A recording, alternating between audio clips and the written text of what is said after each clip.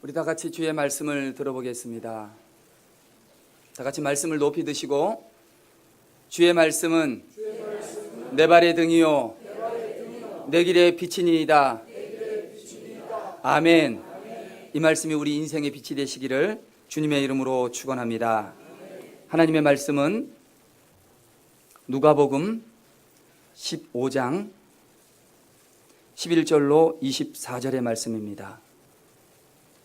제가 가진 성경으로 신약성경 121쪽입니다.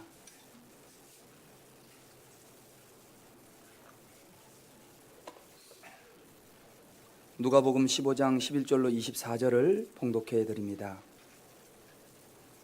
또 이르시되 어떤 사람에게 두 아들이 있는데 그 둘째가 아버지에게 말하되 아버지여 재산 중에서 내게 돌아올 분깃을 내게 주소서 하는지라 아버지가 그 살림을 각각 나누어 주었더니 그 후 며칠이 안 되어 둘째 아들이 재물을 다 모아가지고 먼 나라에 가 거기서 허랑방탕하여 그 재산을 낭비하였더니 다 없앤 후 그 나라에 크게 흉년이 들어 그가 비로소 궁핍한지라 가서 그 나라 백성 중 한 사람에게 붙여 사니 그가 그를 들로 보내어 돼지를 치게 하였는데 그가 돼지 먹는 쥐염 열매로 배를 채우고자 하되 주는 자가 없는지라 이에 스스로 돌이켜 이르되 내 아버지에게는 양식이 풍족한 품꾼이 얼마나 많은가 나는 여기서 주려 죽는구나. 내가 일어나 아버지께 가서 이르기를 아버지 내가 하늘과 아버지께 죄를 지었사오니 지금부터는 아버지의 아들이라 일컬음을 감당하지 못하겠나이다. 나를 품꾼의 하나로 보소서 하리라 하고 이에 일어나서 아버지께로 돌아가니라. 아직도 거리가 먼데 아버지가 그를 보고 측은히 여겨 달려가 목을 안고 입을 맞추니 아들이 이르되 아버지 내가 하늘과 아버지께 죄를 지었사오니 지금부터는 아버지의 아들이라 일컬음을 감당하지 못하겠나이다 하나 아버지는 종들에게 이르되 제일 좋은 옷을 내어다가 입히고 손에 가락지를 끼우고 발에 신을 신기라. 그리고 살찐 송아지를 끌어다가 잡으라. 우리가 먹고 즐기자. 이 내 아들은 죽었다가 다시 살아났으며 내가 잃었다가 다시 얻었노라 하니 그들이 즐거워하더라. 아멘.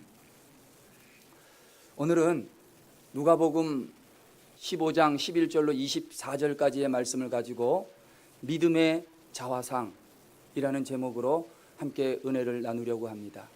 보통 사람의 얼굴을 그린 그림을 초상화라고 합니다. 그 초상화를 자세히 보면 눈매는 어떻고 입모양은 어떻고 광대뼈가 어떤가 한 그림의 특징을 보면서 그 초상화 안에 나타난 사람의 인격과 성품을 알 수가 있다는 거예요. 그런데 사람의 얼굴을 그리는데 자기가 자기의 얼굴을 그리는 경우가 있어요. 그것을 자화상이라고 합니다. 이런 자화상은 주로 화가들이 많이 그려요. 왜 화가들이 그리냐면 사실 저나 여러분들이나 자화상을 그리려고 해도 뭐가 안 돼서 못 그려요? 실력이 안 되니까 그림을 그릴 수 없어요. 보통 보면은 대부분의 화가들이 이 자화상을 그립니다. 제가 그림 하나를 소개해 드리려고 합니다. 이 그림은 고흐가 그린 그림입니다. 고흐가 그린 그림인데 자신의 얼굴을 그린 거예요. 자화상이죠. 그런데 조금 이상한 것이 있습니다. 한쪽 귀에 뭘 대고 있어요? 저게 붕대입니다. 붕대를 이렇게 감고 있어요. 왜 그러냐면 귀에 상처가 있기 때문에 그래요.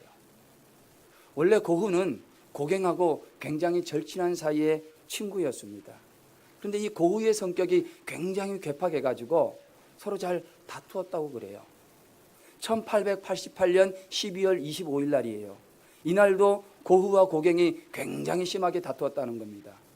그러고 나서 이 고흐가 자기의 분에 이기지 못하고 자기가 솟아오르는 분노를 조절하지 못하고 면도칼을 가지고 자기의 귀를 자해를 해버립니다. 그리고 나서 1989년 1월 중순 이후에 퇴원을 하게 나는데 그때 그린 자화상이 두 점이에요. 그 두 점의 그림 속에는 모두 저렇게 귀에 붕대를 대고 있다는 거예요.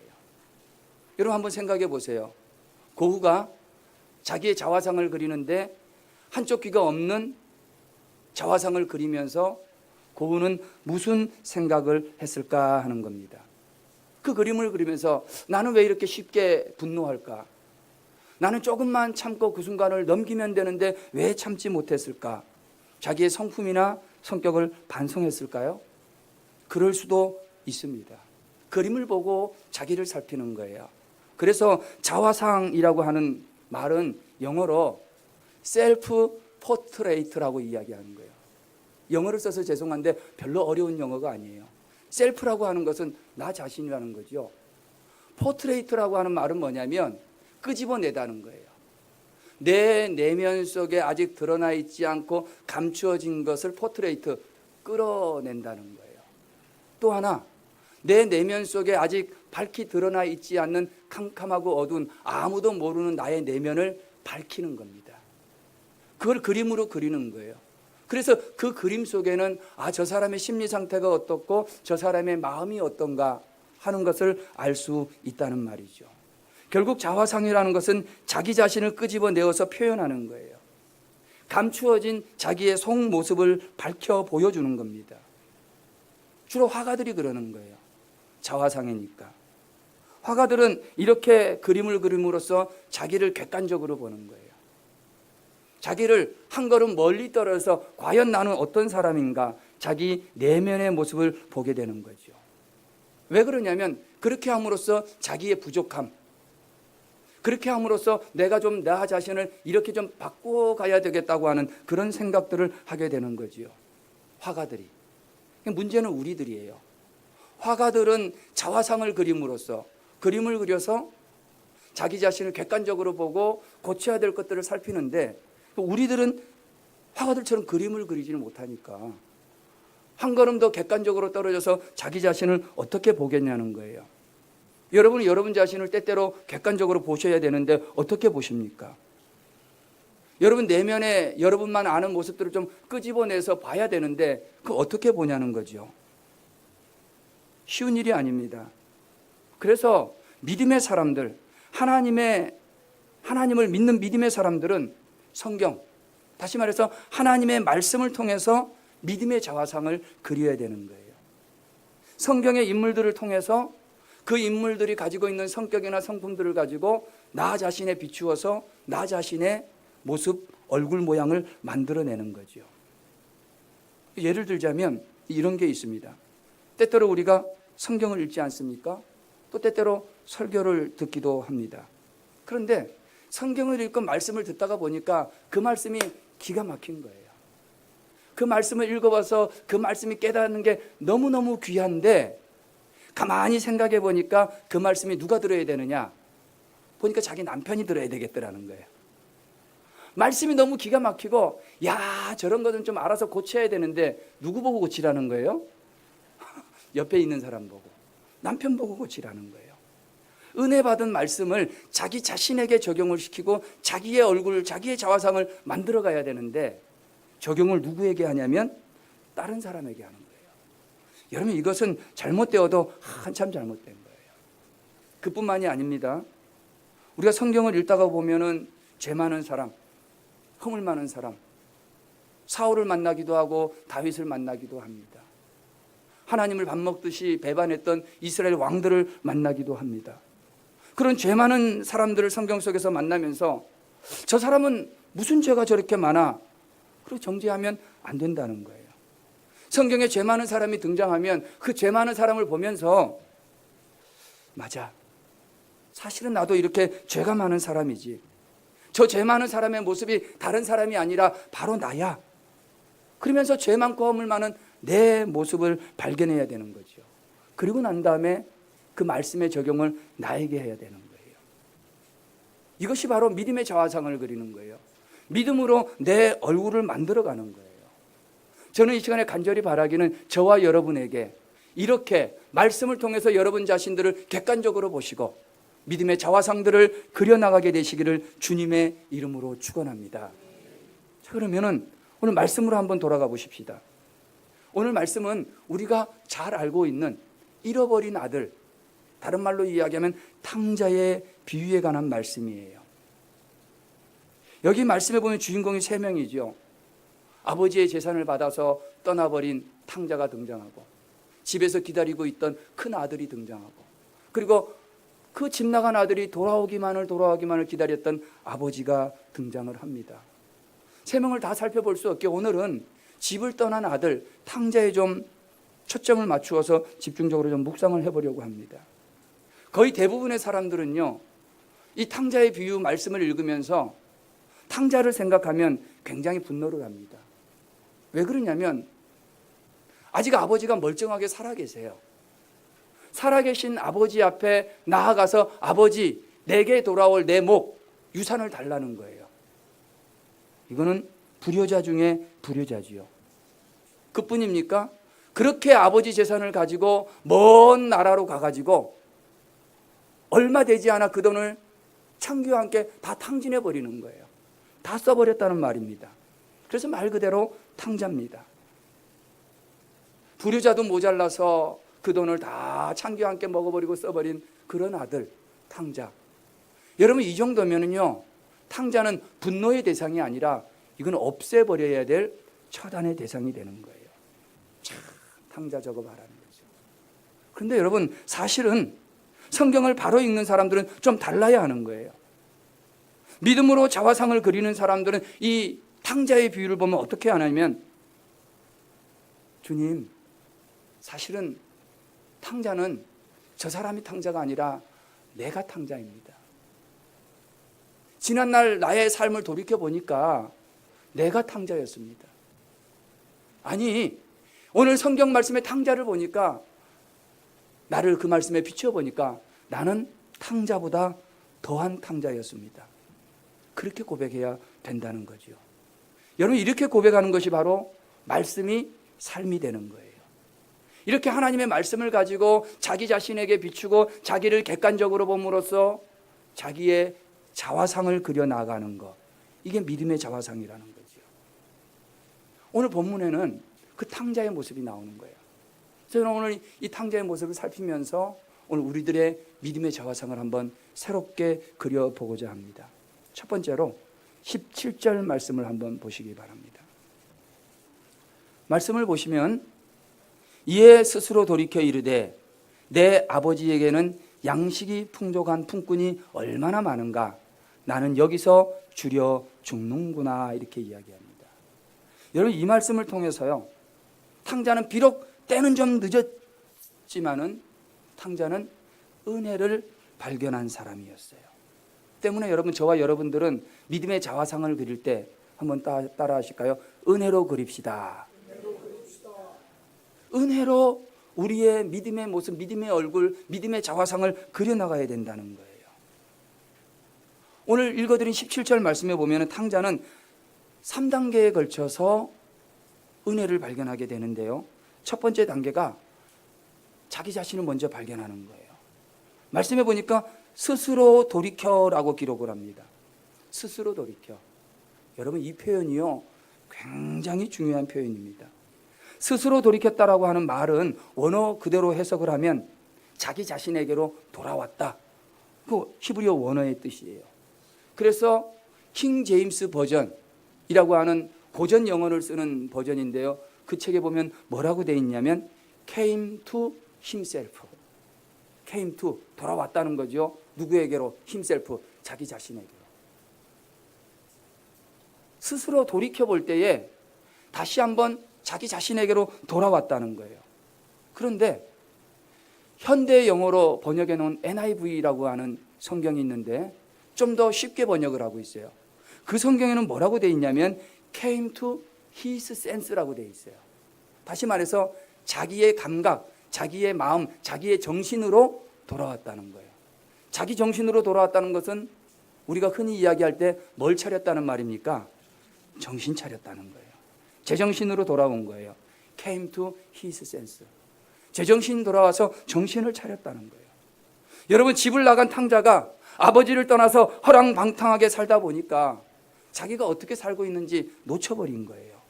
그런데 어느 날 스스로 돌이켜보니까 came to himself, came to his sense. 정신을 차리고 보니까 세상에 물들고 죄악에 물들어서 탕자로 살아가고 있는 거예요. 여러분, 사실은 많은 사람들이 이 세상 속에서 세상과 더불어서 사람들과 함께 살다 보니까 자기가 어떤지 잘 모르고 살아갈 때가 굉장히 많아요. 이건 마치 비커 속의 개구리 같은 삶을 사는 거예요. 실험을 할 때 비커 속에 개구리를 넣어요. 물이 정상적인 온도니까 개구리가 좋다 하고 그냥 비커 밖으로 뛰쳐나올 생각을 안 해요. 그런데 그 밑에 불을 지펴서 물을 점점 뜨겁게 데펴주는데, 이상하게도 몸이 익어가는 뜨거운 온도인데도 서서히 데펴지다 보니까 자기 몸이 익어가고 있는데도, 자기가 죽어가고 있는데도 느끼지를 못하는 거예요. 정신을 못 차리는 거예요. 오늘 우리들이 그렇다는 거예요. 마치 비커 속의 개구리처럼 내가 지금 죽어가고 있고, 내가 지금 세상이라고 하는 비커 속에서 썩어가고 있음에도 불구하고 내 상태가 어떤지 모른 채 그대로 살아가고 있는 거예요. 그래서 여러분, 중요한 게 있어요. 인생을 살 때에 열심히 살고 최선을 다해서 사는 것도 중요하지만 때때로 스스로 돌이키는 게 필요하다는 거예요. 열심히 사는 거 좋다는 거예요. 그러나 스스로 돌이켜볼 줄 알아야 되는 거예요. 내가 지금 부지런히 어딘가를 가고 있어요. 돌이켜서 내가 제대로 된 방향으로 가고 있나 살펴봐야 되는 거예요. 내가 지금 열심히 살고 있어요. 죽을 똥살똥 땀을 흘리며 살고 있어요. 그런데 스스로 돌이켜 가로되 자기 자신을 살펴야 되는 거예요. 내가 열심히 최선을 다해서 살고 있는데 혹시 사람들에게 손가락질 받고 있지는 않는가 살펴봐야 된다는 거예요. 또 다른 말로 이야기하면 나는 나 나름대로 열심히 사는데 하나님 보시기에 부끄럽지 않게 제대로 살고 있는가 스스로 돌이켜 살펴봐야 된다는 거예요. 오늘 여러분들은 어떻습니까? 여러분 스스로 돌이켜서 여러분 자신들을 객관적으로 보고 계시는 거예요? 내 마음에 감추어져 있는 내 안의 모습들을 끄집어내서 그래서 한 걸음 정도 떨어져서 나 자신을 보고 나 자신을 살피고 있냐는 거예요. 어떤 분은 이렇게 이야기합니다. 목사님, 내가 정신 차리고 보니까 때가 너무 늦었어요. 비커 속에, 세상이라고 하는 비커 속에 나도 모르는 사이에 나도 썩어가며 살고 있는데 돌이켜서 나 자신을 보니까 너무 늦었다는 거예요. 고3 수험생들이 깨닫는 게 꼭 3학년 이때쯤 되면 깨닫는다는 거예요. 수시 원서를 막 쓸 때 내가 좀 더 뭐 할 걸? 열심히 공부할 걸. 내가 1년 전에만 이거를 깨달았어도 어디를 가요? 좋은 대학에 갈 텐데. 그런데 여러분, 우리가 이 땅의 믿음의 삶을 살 때 나 자신을 발견하는 거는요, 절대로 너무 늦은 시간이 없습니다. 깨닫는 그 시간이 가장 빠른 때인 줄로 믿습니다. 때문에 여러분, 오늘 우리는 지금 이 시간이라도 came to himself, came to his sense, 정신을 차리셔야 돼요. 나 자신을 돌아봐야 되는 거예요. 여러분 자신을 돌아보시고 여러분 자신을 발견해야 될 줄로 믿습니다. 자기를 발견해야 된다는 거죠. 이게 첫 번째 단계인데, 두 번째 단계는 뭐냐면 자기를 발견하고 난 다음에는 내가 지금 처해 있는 내 삶의 현실을 인정해야 되는 거예요. 정신을 차린 탕자가 하는 말이 무엇입니까? 줄여 죽는구나. 17절 끝머리에 내가 정신 차리고 나 자신을 살펴보니까 죽게 됐다는 거예요. 사실 탕자는 아버지에게 유산 받아서 며칠이 되지 않아서 다 정리해가지고 보따리 싸들고 아버지 빠이빠이, 나는 한번 열심히 살아보겠습니다, 내 인생은 나의 것 하고 떠났다는 거예요. 멋지게 살아보려고 집 떠났어요. 마치 인생 역전이냥 된 것처럼 폼나게 살아보려고 나아갔다는 거예요. 그런데 실상은 어때요? 정신을 차리고 보니까 지금 돼지 우리에서 둥글고 있는 거예요. 오늘 말씀에 있지 않습니까? 여러분, 유대인들이 돼지 부정하게 취급합니다. 그런데 돼지를 치고 있는 거예요. 내가 지금 돼지를 튀면서 돼지 우리에서 돼지와 함께 뒹굴고 있더라는 거예요. 그런데 흉년이 들어서 너무너무 배가 고파서 주염 열매를 먹으려고 하는데, 주염 열매가 뭡니까? 돼지 먹이에요. 돼지가 먹는 먹이를 내가 좀 먹어보려고 했더니 주는 사람이 있어요, 없어요? 없더라는 거예요. 지금 뭐 하고 있냐면 돼지 먹는 먹이, 그 부정한 것이라고 여기던 하찮게 여기던 그것의 먹이라도 내가 좀 먹어보려고 하는데 그것도 없어서 먹지 못하고 있는 거예요. 지금 돼지 우리에 들어가서 돼지 그리고 내 머리, 이 두 머리가 처박혀서 서로 쥐염 열매 먹으려고 싸우고 있다는 거예요. 줄여 죽는구나, 죽게 됐다는 거예요. 여러분, 상황이요, 이 정도면 최악의 상황입니다. 오죽했으면 여러분 돼지가 먹는 것을 먹으려고 했겠어요. 이거는 배가 고파보지 않은 사람들은 잘 몰라요. 여러분, 배 고파본 적 있으세요? 저는요, 군대 가서 훈련을 받는데, 신병 때인데 정말 열심히 훈련을 받는데 밥을 많이 줘요. 고봉을 자율배식이니까 많이 퍼가는 거야.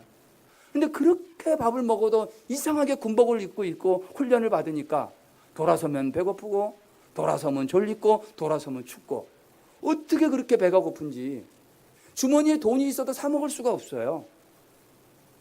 너무 배고파서 물이라도 먹어야 되겠다 화장실에 들어갔는데 화장실 안에 이따만 큰 쓰레기통에 있는데 제 눈이 번쩍 뜨이는 게 있는 거예요. 소보루빵 반 조각이 거기 떨어져 있는 거야. 쓰레기통에, 휴지통에, 화장실 안에. 너무너무 배가 고프니까 제가 그 빵을 어떻게 깼어요?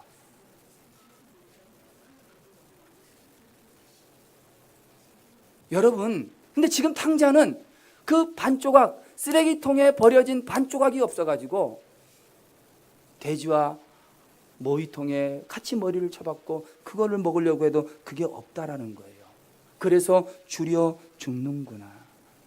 죽을 수밖에 없는 삶의 현실을 맞이한 거예요. 여기서 탕자는 중요한 것을 깨닫습니다. 내가 아버지의 집을 떠나면 죽을 수밖에 없구나.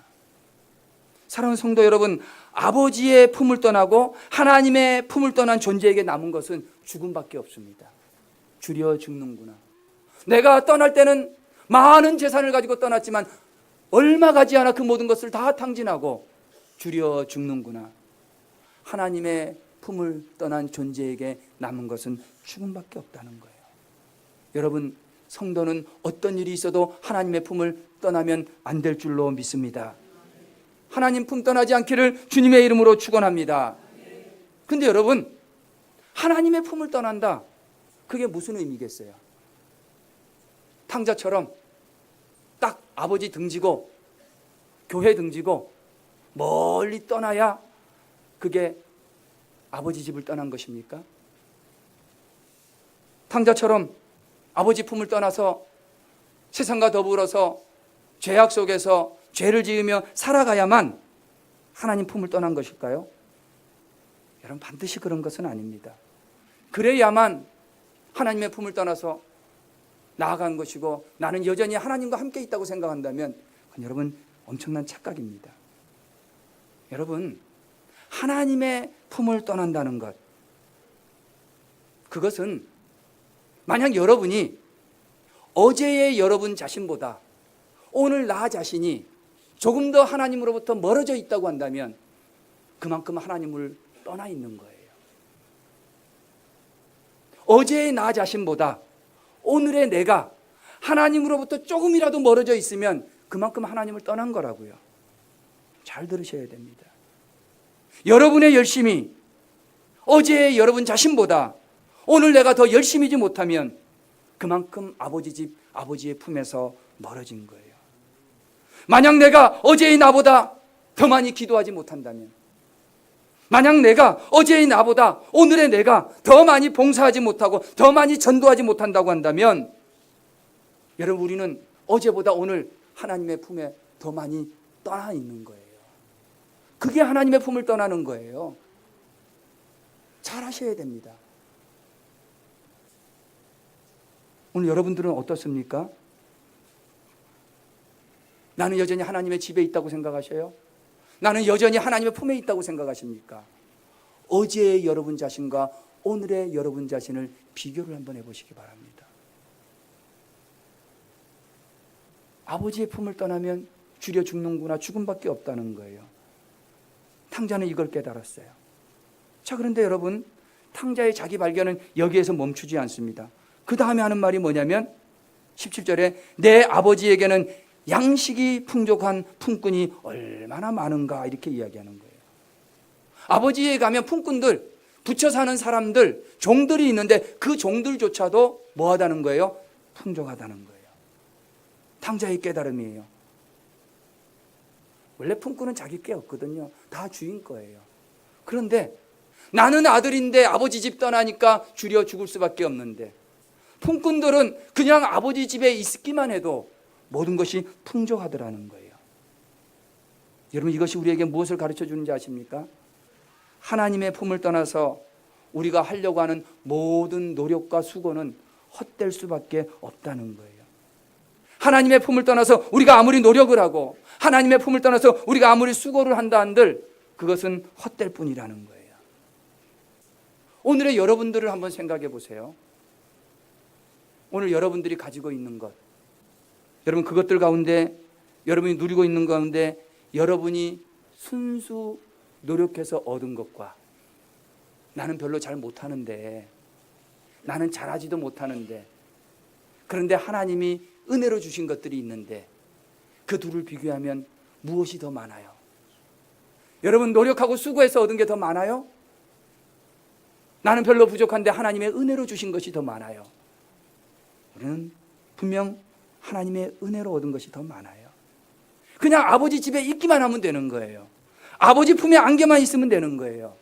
그러면 풍성하게 된다는 거예요. 여러분, 이게 탕자가 자기를 발견하고 자기의 현실을 발견하고 마지막으로 발견한 게 아버지의 품에 있기만 하면 되는구나, 하나님의 은혜를 발견한 겁니다. 여러분, 오늘 우리들의 얼굴에는 탕자가 발견한 하나님의 은혜가 있어야 되는 거예요. 나이 40이 되면 자기 얼굴에 어떻게 해야 됩니까? 책임을 지라 그러더라고요. 그러고 봤더니 40이 지난 지가 한참 되셨어. 여러분, 나는 내 얼굴에 나를 보는 모든 사람에게 저 사람이 하나님의 은혜로 사는구나, 저 사람의 얼굴을 보니까 정말 하나님은 살아계시구나, 하나님의 은혜로 드러내고 여러분 살고 계시느냐 하는 거예요. 여러분, 하나님의 은혜가 아니고는 아무것도 아님을 고백하게 되시기를 주님의 이름으로 축원합니다. 여러분, 우리의 노력이나 우리의 은혜로 자화상을 그리는 것이 아닙니다. 아버지 집에 있기만 해도 주시는 하나님의 그 풍성한 은혜, 그 은혜로 여러분의 얼굴의 자화상, 믿음의 자화상을 마음껏 그리게 되어지시기를 주님의 이름으로 축원합니다. 은혜로. 두 번째는 믿음의 자화상은 눈물로 그리는 것이 되어야 합니다. 18절 말씀에 보면 내가 일어나 아버지께 가서 이르기를 아버지, 내가 하늘과 아버지께 죄를 지었습니다, 이야기합니다. 지금 탕자가 하늘과 하나님과 아버지 앞에 죄를 지었다고 고백하는 거예요. 죄를 지은 것을 고백한다, 이것을 뭐라고 이야기합니까? 회개라는 거예요. 회개. 탕자가 자기 자신을 발견하고 하나님의 은혜 앞에서 눈물을 흘리면서 회개하고 있는 거예요. 여러분, 인간이 소유한 것 중에서 가장 인간적인 것, 그것이 무엇인지 아십니까? 인간이 소유한 것 중에 가장 인간적인 것, 그 중에 하나가 눈물이에요. 눈물. 참 귀하고 아름답고 소중한 겁니다. 예수님은 하나님의 아들이고 신입니다. 그럼에도 불구하고 인간 예수라고 말할 수 있는 이유가 어디에 있냐면 예수님은 눈물을 흘릴 줄 아시는 분이었기 때문에 그래요. 예수님 앞에 가난한 사람이 있거나 예수님 앞에 병든 사람이 있거나 예수님 앞에 문제가 있는 사람들이 있을 때 예수님은 그들과 함께 울어주셨거든요. 여러분, 고대 이스라엘 민족들에게는 슬픔의 눈물을 받아두는 병이 있었다고 합니다. 이 병을 눈물병이라고 합니다. 이 눈물병은 얇은 유리로 만들어졌는데 작은 것은 7cm에서 8cm, 큰 거는 한 20cm 정도 된다고 합니다. 식구들은 제각기 하나의 눈물병을 가지고 있어요. 어떤 일이 있을 때 눈물을 흘리게 되면 저 작은 병들을 내 눈 밑에 대고 그 흐르는 눈물을 받아두었어요. 시편 56편 8절에 나의 눈물을 주의 병에 담으소서. 그 병이 눈물병이거든요. 사람들은 이 병에 눈물을 가득 받아놓으면 그것을 밀봉을 해서 사람 잘 보이는 곳에 보관을 합니다. 그리고 그 사람이 죽게 되면 그 눈물병과 함께 매장을 해줍니다. 실수로 이 눈물병이 깨어지기나 하면, 그래서 내가 매장할 때 이 눈물병과 함께 매장되지 못하면 그것을 큰 수치로 여겼다는 거예요. 여러분, 이스라엘 민족들이 왜 이 눈물을 이렇게 귀하게 여겼을까요? 이스라엘 민족들이 도대체 무슨 이유 때문에 눈물을 소중하게 여겼냐는 거예요. 왜냐? 눈물은 회개를 의미하기 때문에. 눈물을 흘린다는 것은 회개한다는 의미가 있는 거예요. 이스라엘 사람들에게 이 회개의 눈물은 구원과 용서에 직결이 돼 있어요. 회개의 눈물을 흘리는 자에게는 구원이 있고, 회개의 눈물을 흘리는 자에게는 하나님의 용서가 있다고 믿었기 때문에 중요한 거라는 거예요. 오늘 이 눈물의 주인공이 탕자예요. 회개하는 거예요. 여러분, 오늘 우리에게 진짜 필요한 것은 많은 물질이나 세상적인 풍요가 아닙니다. 오늘 우리들에게 필요한 게 바로 이 눈물이에요. 언제부터인지는 잘 모르는데 사람들 눈에서 눈물이 사라지기를 시작했어요. 눈물을 흘리면서 우는 사람 보기가 그렇게 쉽지 않은 거예요. 사람들이요, 얼마나 눈물을 안 흘리냐면, 눈물을 흘리고 싶어도 눈물이 안 나니까 병원에 가서 의사들에게 눈물을 처방을 받아요. 내가 눈에 눈물이 흐르지를 않아요. 눈물을 처방해 주세요.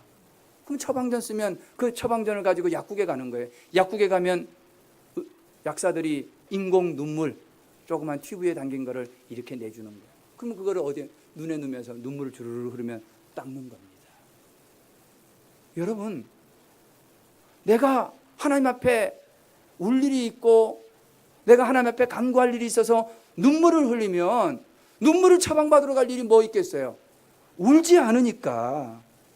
옛날에는 울 일이 왜 그렇게 많았는지 몰라. 아버지한테 맞아서 울고, 엄마한테 맞아서 울고, 그것도 모자라서 형한테 맞고, 누나한테 꼬잡히고. 눈물을 흘려요. 요즘은 눈물을 흘리는 경우가 별로 없어요. 그러니까 눈물을 처방받는 거예요. 여러분, 울어야 합니다. 울어야 하는 거예요. 왜 우셔야 되는지 아십니까? 이 사람의 눈물에는 능력이 있어요. 사람의 흘리는 눈물에는 능력이 있기 때문에. 이 눈물은요, 사람을 감동시키는 능력이 있어요. 여러분, 남편이 정말 말을 너무너무 안 들어요. 남편 앞에 한번 울어보세요. 목사님 울어봤는데 안 되던데요. 2번 울고 3번 울고. 울음은 사람 마음에 감동을 주는 거예요. 울음은 사람의 마음을 움직이는 거예요. 여러분, 사람의 눈물이 능력이 있는데요, 사람의 눈물은 사람만 움직이는 것이 아니라 사람의 눈물은 무엇보다도 우리 주님을 움직이게 할 줄로 믿습니다. 눈물이 주님을 움직이게 한다니까요. 그 눈물로 하나님 앞에 간구하며 부르짖을 때에 히스기야의 생명이 15년 연장되지 않았습니까? 눈물로 부르짖어 기도했더니 생명이, 죽어야 하는 생명이 연장되지 않았습니까? 눈물이 우리 주님을 움직인 거예요. 우리가 회복해야 될 것은 바로 이 눈물입니다. 여러분들은 언제 눈물을 흘려보셨어요? 저는 이 시간에 간절히 바라기는 우리의 믿음의 저하상은 우리 주님 앞에 흘리는 눈물로 그래야 될 줄로 믿습니다. 그 눈물을 통하여서 우리 주님을 감동시키시고 그 눈물의 자화상을 통하여 우리 주님을 움직이게 되는 역사 있기를 주님의 이름으로 축원합니다. 마지막 3번째입니다. 마지막 셋째로 믿음의 자화상은 내려놓음으로 그리는 것입니다. 다른 말로 하면 믿음의 자화상은 권리를 포기하는 데 있다는 거예요. 21절 말씀에 보면 뭐라고 되어 있냐면,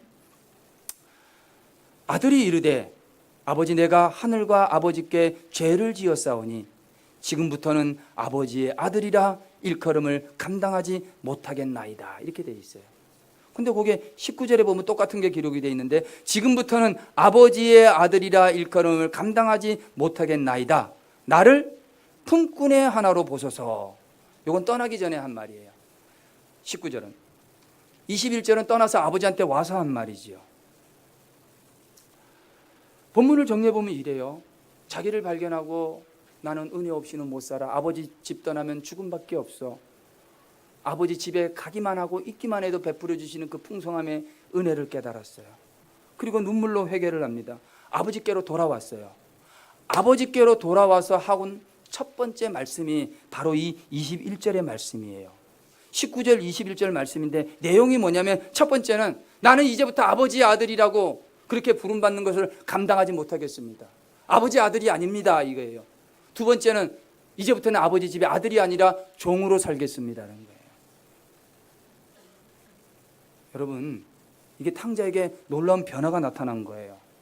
앞에 있는 말씀 12절에 보면은 아버지, 재산 중에 내게 돌아올 분깃을 내게 주소서.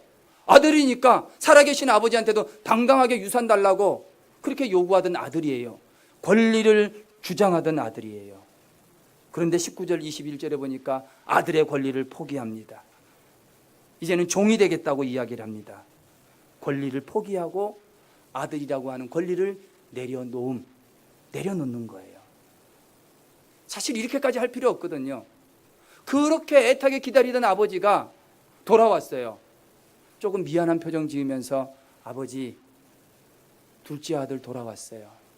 아버지 그렇게 사랑하던 막내 아들 돌아왔어요. 이렇게만 얘기해도 아버지는 뭐라 그럴까요? 잘 왔다. 날마다 너를 기다렸다. 분명히 그럴 건데 오늘 집에 돌아온 이 아들은 나는 이제 아들이 아니고 종입니다. 자기의 모든 권리를 포기하는 거예요.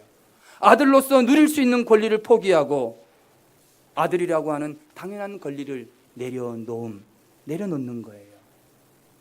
여러분, 권리를 포기하고 모든 것을 내려놓는데 거기에서부터 새로운 시작이 되는 것입니다.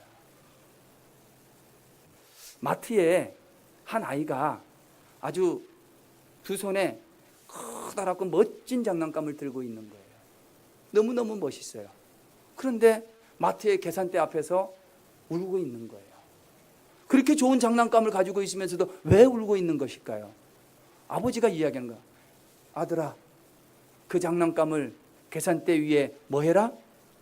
내려놓으라. 아버지가 아니 줄 때는 언제고 이제는 계산대에 내려놓으라는 거예요. 왜 계산대 위에 내려놓아야 합니까? 내 것이 되려면 아버지가 뭘 해야 되기 때문에? 계산해야 되기 때문에. 아버지가 계산을 해야 비로소 내 것이 되는 거예요. 근데 아이는 내려놓을 생각이 없는 거예요. 내려놓으면 다 뺏기는 줄 아는 거예요. 내려놓으면 모든 것이 없어지는 줄 아는 거예요. 잠시만 내려놓으면 되는데 그 내려놓음을 못하는 거예요. 여러분, 이게 어린아이의 얘기가 아니라 바로 저와 여러분들의 얘기예요. 오늘 우리는 이 땅에 살면서 내 양손에 가진 장난감 같은, 어린아이의 장난감 같은 그것을 내려놓지 못할 때가 참 많아요. 내 것이라서 내려놓지 못하고, 내가 했다고 생각하기 때문에 내려놓지 못하고 포기하지 못하는 거예요. 사랑하는 성도 여러분, 그러나 내려놓아야 되는 거예요. 내가 가장 사랑하는 것, 내가 가장 아끼는 그것을 우리 주님의 계산대 위에 내려놔야 주님이 계산하시는 거예요. 여러분, 우리는 때때로 가장 사랑하는 것들, 사랑하는 사람들을 내려놓아야 할 때가 있어요. 내 생각과 내 계획과 내 뜻대로 잘 될 줄 알았던 그런 자녀들, 그 자녀들 주님의 계산대 위에 내려놓으셔야 돼요. 내 생각에 내 뜻대로 다 될 줄 알았는데 여전히 내 손에 붙들고 있으면서 잘 되기를 바란다면 우리 주님은 아직 뭐 하지를 않았어요? 계산하지를 않았어요. 주님의 계산대에 사랑하는 가족이라도 내려놔야 되는 거예요. 그 가족이 내 아들일 수도 있고 딸일 수도 있습니다. 그 가족이 내 남편일 수도 있어요. 내 가까운 친척일 수도 있어요. 그러나 내려놔야 되는 거예요. 내려놓을 때 주님이 계산하시기 때문에. 여러분, 진정을 우리가 사랑하고 아끼는 것들이 있어요. 그것들도 주님의 계산대 위에 내려놔야 되는 거예요. 그것이 물질일 수도 있어요. 그것이 당연한 나의 권리일 수도 있어요. 그러나 여전히 내가 손에 붙들고 있다면 주님이 계산할 겨를이 없는 거예요. 사랑하는 성도 여러분, 내가 아무리 내 손에 움켜잡고 있어도 주님이 계산하지 않으면 내 것이 안 되는 거예요. 그것을 주님의 손에 내려놓으면 우리 주님이 계산하시는 그 순간에, 우리 주님이 만져주는 그 순간에 해결될 줄로 믿습니다. 내 것이 될 줄로 믿습니다. 바로 이것이 오늘 본문의 탕자는 아들이라고 하는 권리를 포기했어요.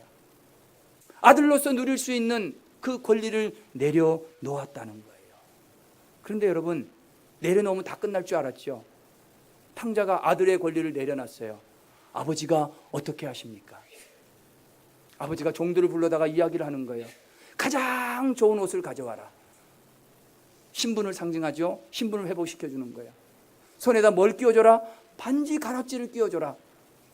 역시 마찬가지입니다. 좋은 신을 신겨줘라. 그리고 살찐 송아지를 잡아다가 잔치를 벌여라. 우리가 먹고 마시자. 여러분, 내려놓으면, 주님의 계산대 위에 내려놓으면 다 빼앗겨버리는 것 같아도 주님은요, 더 크고 더 많고 더 좋고 더 위대한 것으로 채워주실 줄로 믿습니다. 주님의 계산대에 내려놓읍시다. 내 손에 붙들고 있는 그것을 내려놓아야 되는 거예요. 내려놓음, 그것이 우리가 그려야 될 우리 믿음의 자화상이 되는 줄로 믿습니다. 이제 말씀을 맺으려고 합니다. 여러분, 우리는 성경의 인물들을 통해서 우리를 객관적으로 볼 수가 있어야 돼요. 그들의 믿음의 삶을 통해서 우리의 믿음의 얼굴, 믿음의 자화상을 그려야 됩니다. 주님을 떠나면 아무것도 아닙니다. 은혜로 그려야 됩니다. 주님 앞에 눈물로 우리 주님의 마음을 움직이면서 그려야 됩니다. 무엇보다도 주님의 손에, 주님의 계산대에 내려놓음으로 여러분, 정말 멋있는 믿음의 자화상들 다 그리게 되시기를 주님의 이름으로 축원합니다. 하나님 아버지, 감사합니다. 아버지의 품을 떠나면 아무것도 아닌 것을 알게 하여 주시옵소서. 아버지 하나님, 아버지 집에 있기만 하면 아버지의 그 크신 은혜로 풍성함을 누리게 됨을 기억하는 저희들 되게 하여 주시옵소서. 주님, 눈물을 회복하게 하여 주시옵소서. 우리가 주님 앞에 눈물로 기도할 때 주님의 마음이 움직이고 주님의 손이 움직여서 우리의 삶의 역사가 나타날 줄로 믿습니다. 하나님, 내려놓게 하여 주시옵소서. 내 손에 붙들고 우왕좌왕하며 내가 한번 어떻게 해보려고 하는 그것을 우리 주님의 손에, 주님의 계산대에 내려놓음으로 우리 주님이 만져주시고 우리 주님이 역사하여 주심으로 아름다운 우리의 믿음의 자화상을 만드는 모든 한마음교회 성도들 되게 하여 주옵소서. 감사를 드리며 예수님의 이름으로 기도합니다. 아멘.